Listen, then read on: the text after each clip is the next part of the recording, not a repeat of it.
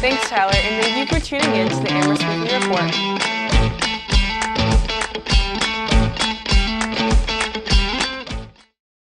Hello and welcome to this week's episode of the Amherst Weekly Report. I'm Ariana Gonzalez. And I'm Asa Khalid. On October 6th, the town of Amherst announced the 16 local small business that received the Town and Business Improvement District grants. The grant money was provided through the first round of funds from the American Rescue Plan Act. Of the $100,000 in the economic assistance for small businesses, 98% of the grants were awarded to BIPOC, LGBTQ+, and women-owned businesses. The Amherst Business Improvement District also acknowledged the financial impact that the COVID-19 pandemic had on small businesses when distributing the grant money. Pita Pocket, a Middle Eastern restaurant located in Amherst Center, is one of the 16 small businesses that received the grant. On the Amherst State website, they explained that they were able to purchase a new grill, which allows them to more food in a timely manner while also saving on gas. Executive Director of the Amherst bid, Gabriel Gold, states that for most small business grants like these are monumental for the growth of their business. Business grants for for-profit businesses are very rare, Gold said. These small business grants makes possible things that in any other realm they would have had to borrow the money or had to wait to save up the money for. Amherst clothing store, The Closet, shared with the town of Amherst that they were able to shorten the checkout process for their customers as well as upgrade their point-of-sale system with the help from the grant they received.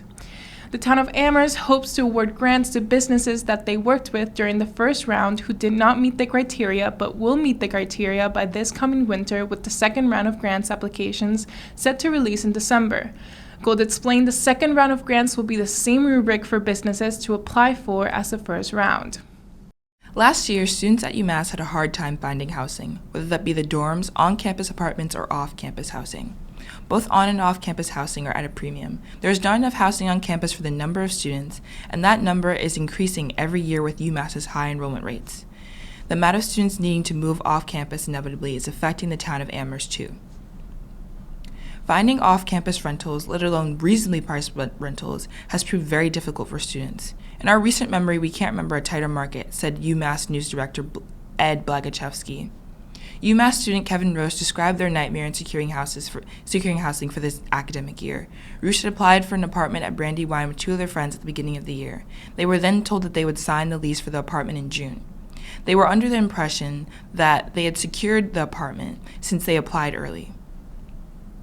Roosh and their friends were told that their application was rejected in April, a time that most students would consider too late to find another housing option.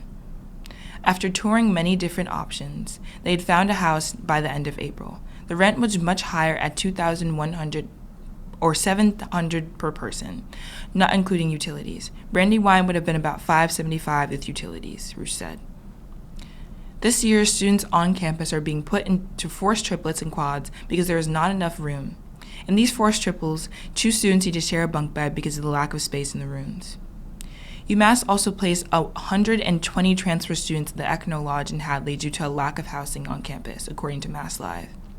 UMass's rising population puts more and more pressure on UMass's housing, as well as housing in the town of Amherst and surrounding towns. A draft letter from the town council to UMass emphasized the small size of the town compared to other college towns, stating that students make up more than 2/5 of Amherst's population. The letter goes on, quote, "While many retired and tenured professors live in Amherst, most junior faculty and staff cannot afford to buy or even rent here." In September, at the annual community breakfast, Subswami denied the claims that there is not enough housing on campus. He said that although providing 100% of housing for students is not an option, he pledged to, quote, "have UMass at the table" with officials and private investors as they try to meet student housing demand, according to the Gazette. Subswami compared UMass to other universities with similar standings in the U.S. News rankings. He said UMass houses 60% of its 22,900 undergraduates, while Indiana Bloomington houses 27% of 32,970 undergraduates, he said. The chancellor said, so, quote, "Don't tell me that you don't have enough housing." The key difference is that Bloomington, Indiana has a population of almost 85,000, while Amherst has a population of 39,200, according to amherstma.gov. this disproportionate student population is growing too. In the fall of 2019, the acceptance rate jumped from nearly 60% in 2018 to nearly 64% in 2019. UMass Residential Life Director Dawn Bond said that the amount of enrollments at 5,700 was a surprise, and it was about 600 more than they had anticipated. For the fall of 2022, UMass had a rise in applications, acceptances, and enrollments. UMass accepted fewer students for the fall of 2022, but the amount of accepted students that enrolled rose. This information can be found on the UMass website. Some Amherst students are still unhappy with the amount of family houses being, quote, lost to student housing. Amherst Indy columnist John Varner wrote, urging the town to restrict the density of housing. So if UMass can't house all of these students and off-campus housing is putting strain on the community, what should the students do? Tune in next week to hear more about the state of housing in Amherst and what the town of Amherst is doing about it.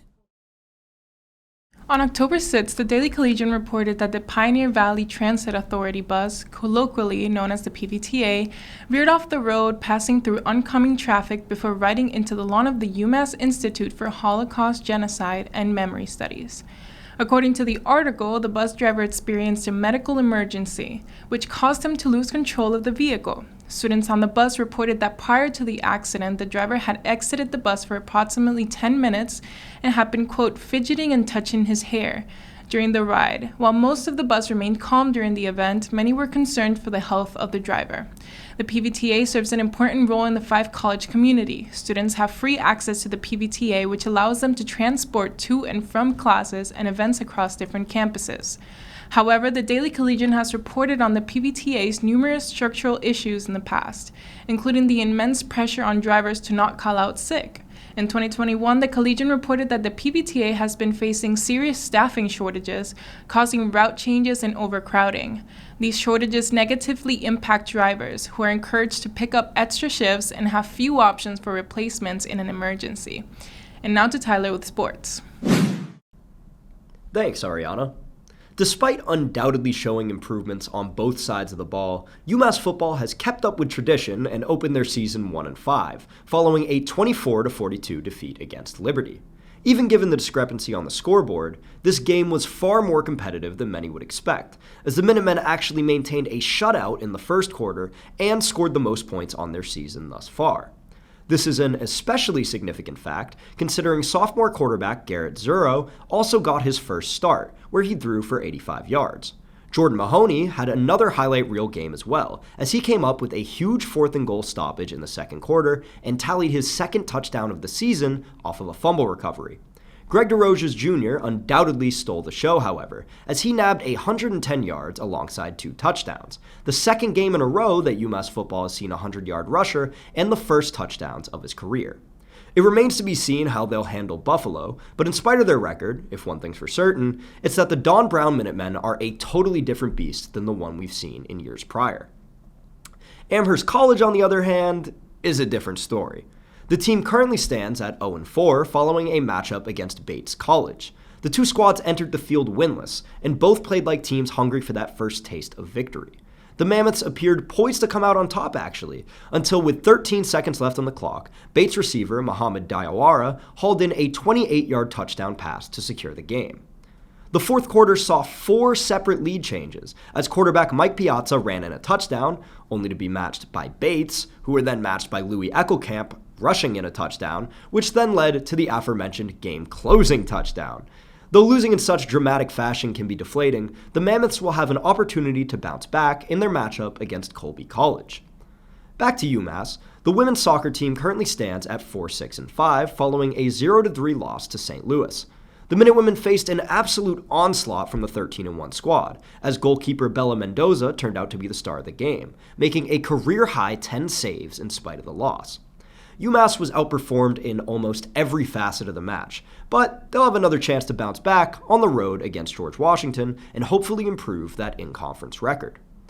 Men's soccer, unfortunately, snapped their technical undefeated streak, losing 0-3 against Vermont and bringing their overall record to 6-1-6. Their next game will be against St. Bonaventure in an A10 matchup at Rudd Field. Finishing up with UMass field hockey, the team still stands at a strong 10-3 following an A10 victory over Yale. Bella Iani would score the sole point of the game in the first, this single game-winning shot being the only one the team would take in the quarter. Yale would finish the game outshooting UMass, but nonetheless could not capture victory.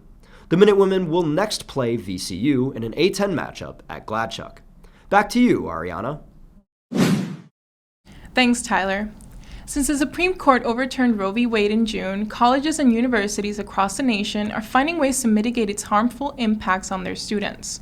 One of these many schools is Hampshire College. Already known for its activism and inclusive approach to education, Hampshire is no stranger when it comes to advocacy education.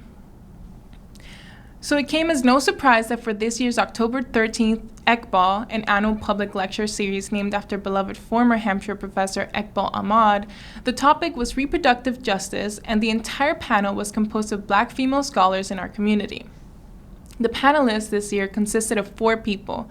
One of the 2 guest speakers was Dr. Dorothy Roberts, a sociologist professor of law at the University of Pennsylvania and social justice advocate.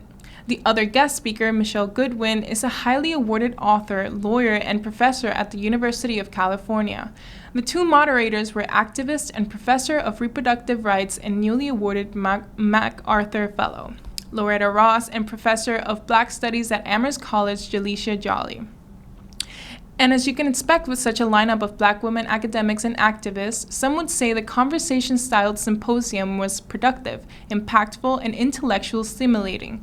Here are some of the highlights. The foundation of the symposium was brought up immediately, with several panelists drawing connections back to the transatlantic slave trade as one of the roots for reproductive justice in Black communities. Moderator Jalecia Jolly even said the forced pregnancy of Black women and girls has been a long-standing wealth-building strategy for white supremacy. Following up with the central question, what does this history of reproductive suppression mean for our current efforts for reproductive justice?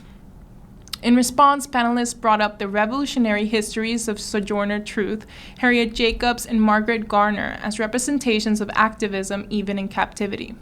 Panelist Dr. Dorothy Roberts connected these histories to the insurmountable amount of mourning we still owe our foremothers for the loss of their children to slavery.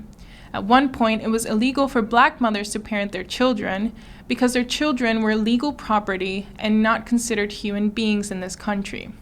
Reproductive justice theory and activism is about the right to choose, and the previous outlawing of Black women owning their own bodies has everything to do with that. In post-Roe America, many citizens are shocked about the Supreme Court's decision to overturn it. When this was brought up in the panel, Jalecia Jolly responded poignantly saying, "Black women have never been able to rely on the Supreme Court for decades. The idea of just go vote does not work for us because the same courts we vote at are the same ones that vote to prohibit our rights as human beings. Our protection is written out of the law, and Black women have been saying this years before Roe was overturned." The panelists put each other's work at the forefront of the conversation as well. Moderator Loretta Ross remarked in the beginning to her fellow panel members, "Y'all write the theory activists try to practice." Overall, the symposium proved itself to be more than relevant in this current period of women's justice, being that the majority of the panelists were Black women within or connected to the 5 college communities. This conversation definitely helped bring the whole community of academics to a more enlightened level of scholarship and activism. After witnessing this panel, the future for the 5 colleges looks bright. Thanks for tuning in to the Amherst Weekly Report. I'm Asa Khalid. And I'm Ariana Gonzalez. See you next week.